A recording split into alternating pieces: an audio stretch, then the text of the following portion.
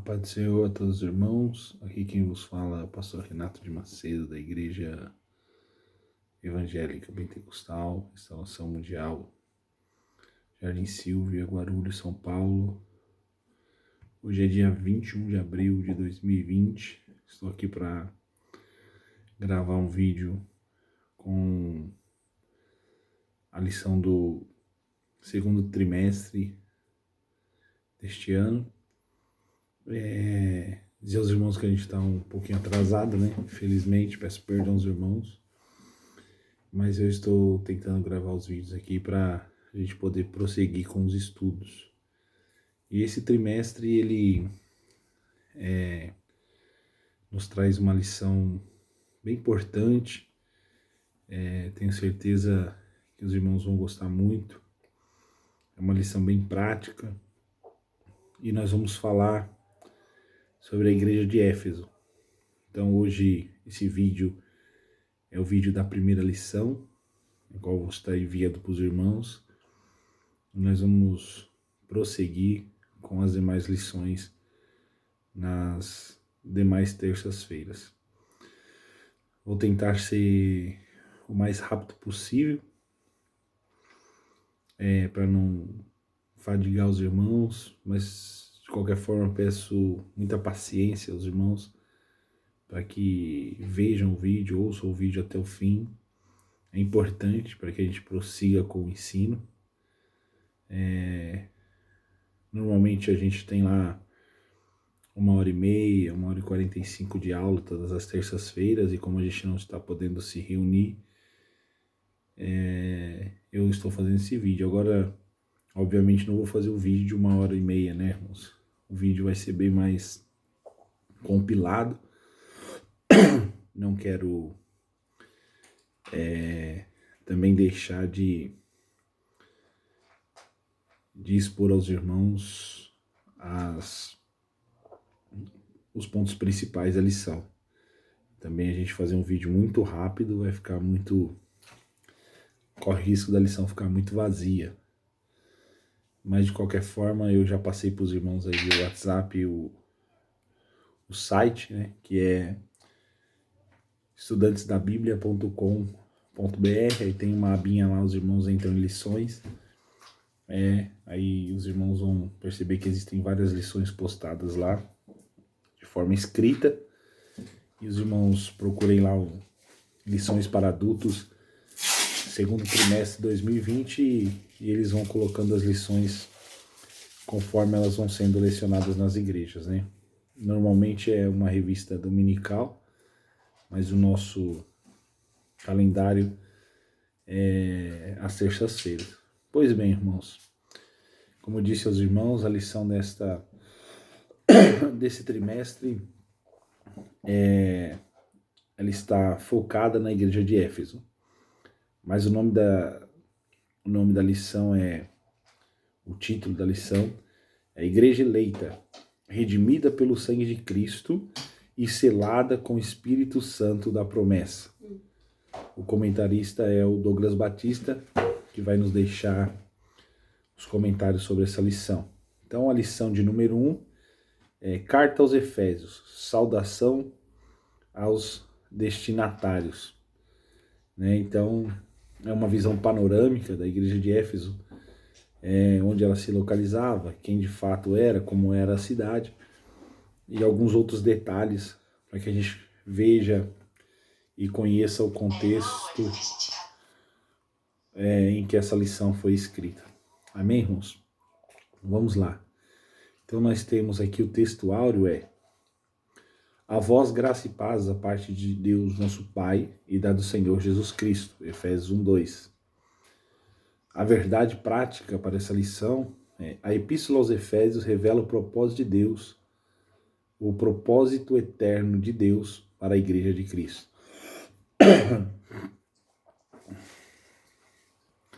Temos aqui a leitura bíblica em classe, que é Efésios 1 e 2 e Atos 19, do 1 ao 7, que diz assim,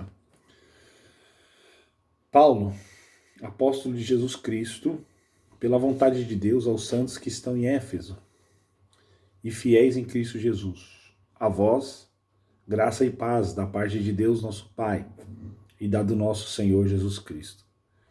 E sucedeu, Atos 19, e sucedeu que enquanto Apolo estava em Corinto, Paulo, tendo passado por todas as regiões superiores, chegou a Éfeso e achando ali alguns discípulos, disse-lhes: recebeste vós já o Espírito Santo quando crestes? E eles disseram-lhe: nós nem ainda ouvimos que haja Espírito Santo. Perguntou-lhes então: em que sois batizados? Então, e eles disseram: no batismo de João. Mas Paulo disse: certamente João batizou com o batismo do arrependimento, dizendo ao povo que cresce no que após ele havia de vir, isto é, em Jesus Cristo. E aos que ouviram foram batizados em nome do Senhor Jesus. E impondo-lhes Paulo as mãos, veio sobre eles o Espírito Santo, e falavam línguas e profetizavam. Estes eram ao todo uns 12 varões.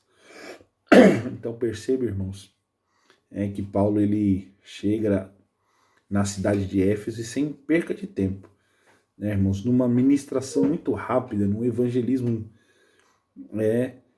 sem perder tempo, ele anuncia o evangelho e ao mesmo tempo batiza com o Espírito Santo. Mas nós vamos falar mais disso ao decorrer da lição, amém? Então nós temos aqui um objetivo geral que é mostrar o propósito divino na Epístola aos Efésios. E 3 objetivos específicos, que é apresentar a autoria e a data da Epístola. 2, identificar para quem foi dirigida a Epístola aos Efésios. E 3, explicar o propósito da escrita e a mensagem contida na Epístola. Então, nós iniciamos agora mais um trimestre, né, irmãos?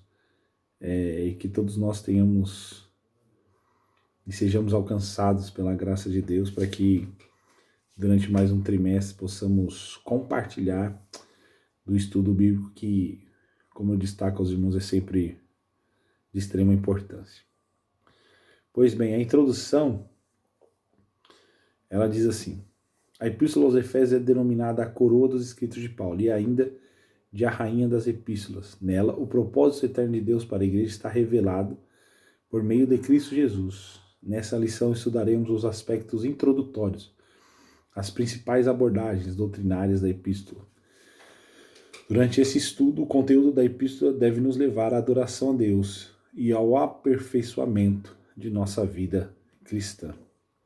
Bom, a autoria, como os irmãos já perceberam, é do próprio apóstolo Paulo. O que a revista vai destacar é que em nenhum momento, nem a igreja de Éfeso e nenhuma outra igreja, Paulo ele se mostra de uma outra forma, senão com o seu verdadeiro nome, que Deus havia mudado. Os irmãos sabem muito bem que antes de se chamar Paulo, ele se chamava Saulo, né? E quando ele se apresenta como Paulo, talvez ele queira deixar claro essa transformação que o Evangelho traz. No caso de Paulo, transformar ali o nome, mas não só isso. Nós sabemos que essa mudança de nome ela tem a ver com o caráter a qual Deus queria imprimir, né?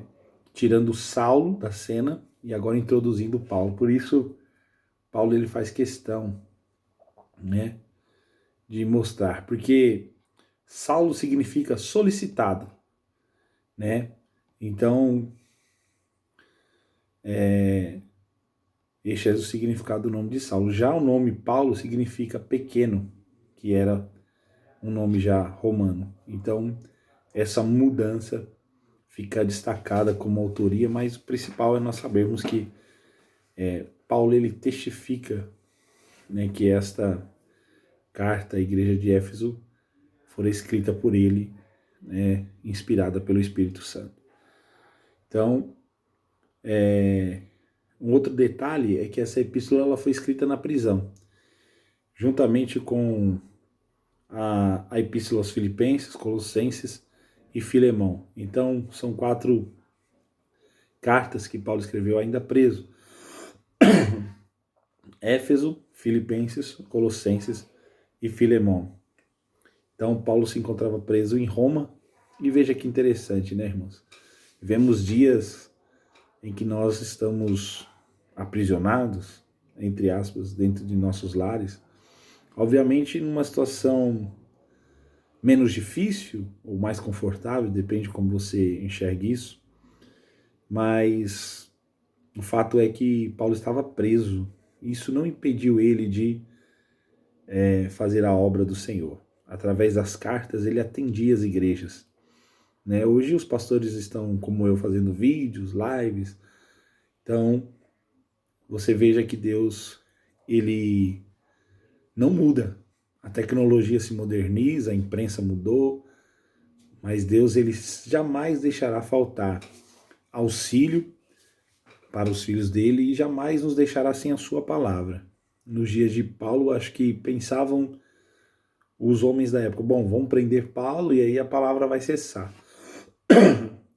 Um grande equívoco, porque mesmo preso, Paulo atendia as igrejas e continuava as direcionando através de suas cartas inspiradas pelo Espírito Santo. Então veja o quanto isso é notório até os dias de hoje.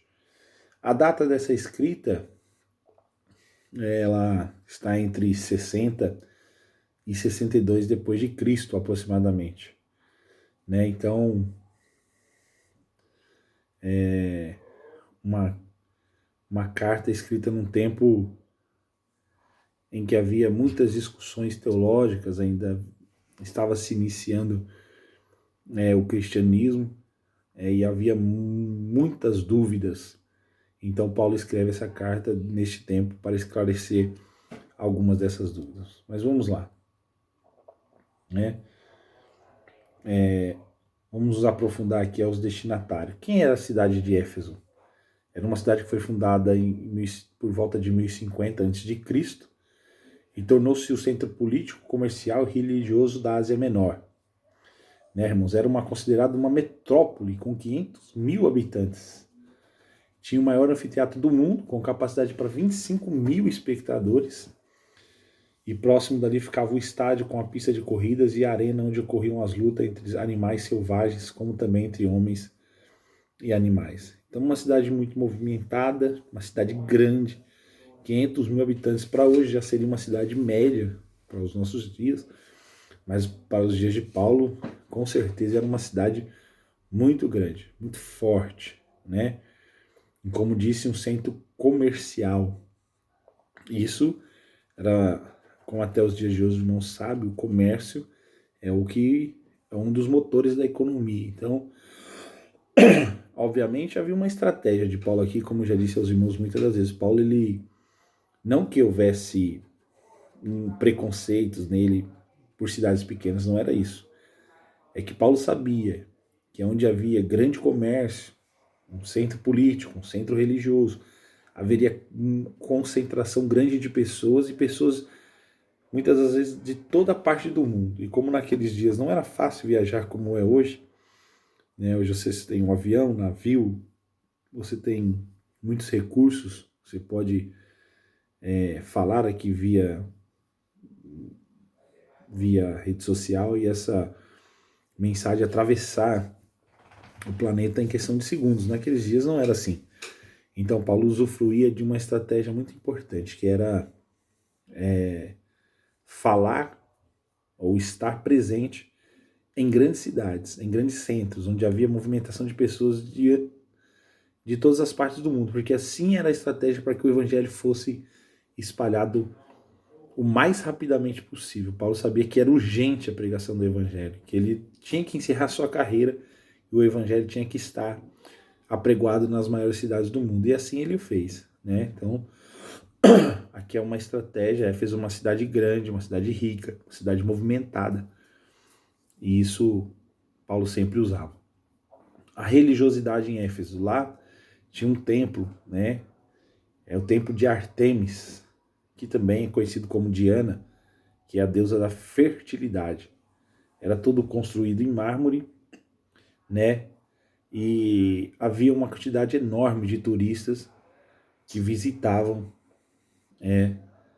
essa cidade por causa desse templo. Então a economia também girava em torno deste templo. Como os irmãos sabem, até os dias de hoje ainda é assim, né? Nós conhecemos cidades no Brasil cuja economia gira em torno do templo, né? Não estou aqui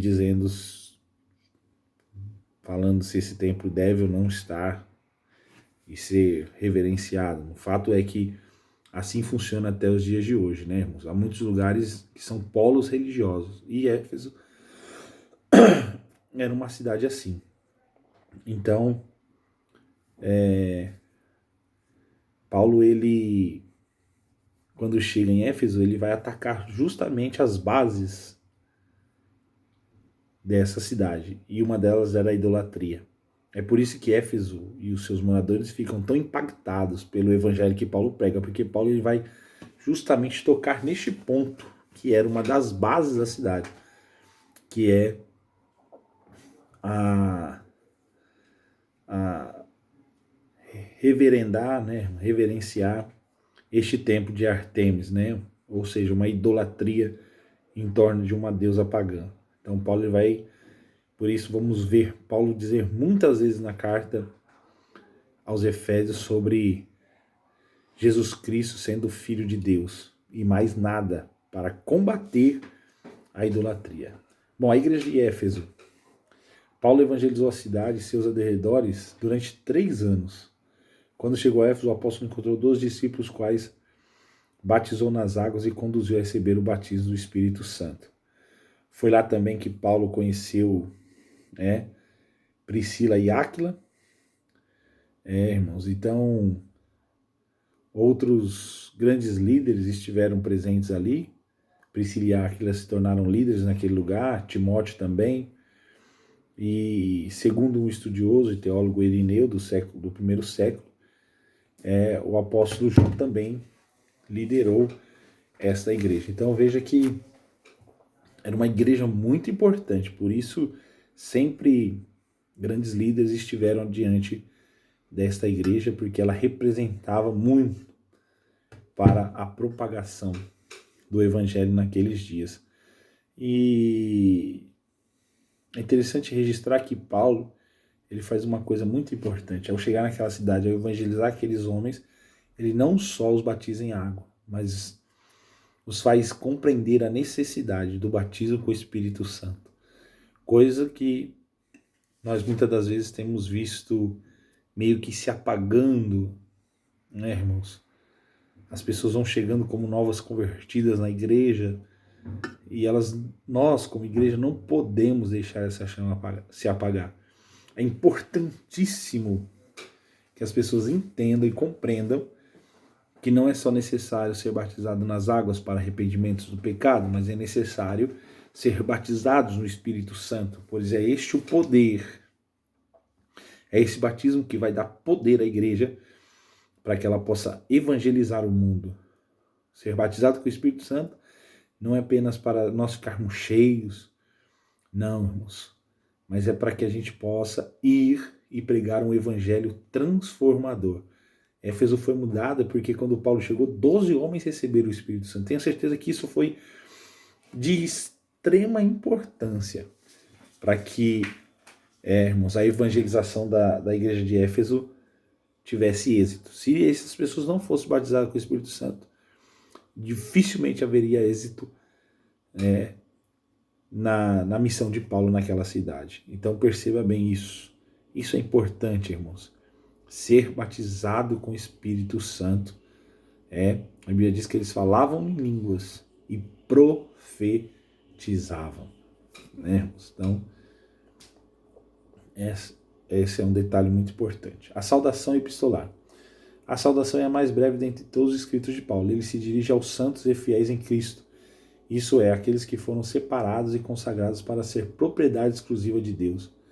Paulo os cumprimenta com a palavra graça e paz, uma expressão que lembra o favor gratuito e imerecido de Deus. Quanto aos destinatários, a maioria dos intérpretes considera que a epístola era uma carta circular, destinada aos cristãos de maioria gentílica, das muitas igrejas da Ásia provenientes de Éfeso, a metrópole mais importante daquela região. Bom, propósito da mensagem. O propósito. Aparentemente, a epístola não aborda nenhum problema específico, como em outras de Paulo. Porém, nos capítulos iniciais da carta, percebemos algumas ênfases que sinalizam a solução de certas questões. Por exemplo, havia novos convertidos que vinham do mundo helênico e praticavam religiões de mistérios e magia, mas que agora se reuniam com os santos de Éfeso. Então veja que Paulo ele vai combater a idolatria, porque muitos cristãos que estavam aderindo ao cristianismo naquele momento, jovens cristãos, novos convertidos, traziam, né, irmãos, toda aquela carga mística de suas antigas religiões, e Paulo ele vai combater isso. Outra coisa que Paulo se preocupa é com a unidade e a paz entre judeus e gentios. Olha o que Paulo está tentando fazer. Por quê? Porque os judeus daqueles dias, né, irmãos, havia uma rincha muito grande entre gentios e judeus. E quando ambos se tornavam cristãos, como essa relação se daria? Então Paulo ele vai determinar nessa carta, e ele está preocupado com isso, né, para que não haja uma separação entre judeus e não judeus dentro da igreja cristã. Isso não poderia existir. Então Paulo ele vai escrever muito nesse sentido. Então, podemos considerar que uma das intenções do autor aos Efésios era de atender às múltiplas necessidades da igreja numa perspectiva pastoral. Por isso a carta é apontada por estudiosos como o tratado teológico sobre a igreja, o corpo de Cristo. Então Paulo ele vai falar aqui não de assuntos, tratar só de assuntos e problemas daquela igreja. É uma carta pastoral, né, que fala de uma maneira mais abrangente. 2. A mensagem. A mensagem de Éfeso gira em torno de duas temáticas. Jesus Cristo, a cabeça, e a igreja, o corpo. Então veja, né, irmãos, que a mensagem toda de Paulo ela vai surgir destes dois aspectos, né? Ou seja, Jesus é o cabeça e a igreja é o corpo. Assim podemos classificar os desdobramentos deste assunto nos seguintes eixos: a consumação do plano de Deus na pessoa de Jesus Cristo, a atuação do Espírito Santo como penhor da experiência de salvação e a reconciliação dos povos por intermédio da cruz de Cristo. 4. A revelação do mistério da vontade de Deus por obra do Espírito Santo. E 5. Um novo estilo de vida baseado na unidade, na comunhão com o Espírito, na frutificação, na adoração e na intercessão no Espírito. Os novos relacionamentos conjugais e a luta contra o diabo. Portanto, a epístola contém uma combinação de doutrina de fé e prática de vida cristã, ou seja, de tudo quanto Deus fez e do que se espera que a igreja faça. Então mostra tudo que Deus fez por nós, né? Paulo ele vai revelar isso através da sua mensagem, vai classificar vários pontos para mostrar tudo que Deus fez e também vai mostrar à igreja de Éfeso o que ela deveria fazer para se manter obediente e agradável ao Senhor. Tudo bem? Bom, aí eu concluo aqui dizendo aos irmãos, a epístola revela um elaborado resumo da salvação e suas implicações para a vida cristã. Seu conteúdo recorda o favor imerecido que recebemos gratuitamente da parte de Deus. Suas exortações nos impelem a viver em santidade, ou seja, nos levam a viver em santidade, e alicerçados em Cristo, que é o cabeça da igreja, e a batalhar contra as forças das trevas. Amém, irmãos? Essa é a primeira lição. Que os irmãos possam acessar o site estudantesdabiblia.com.br/lições e ter acesso à lição escrita. Ouçam, vejam esse vídeo, tenham a paciência e vamos estudar assim. Até em breve e que o Senhor abençoe a todos em nome de Jesus.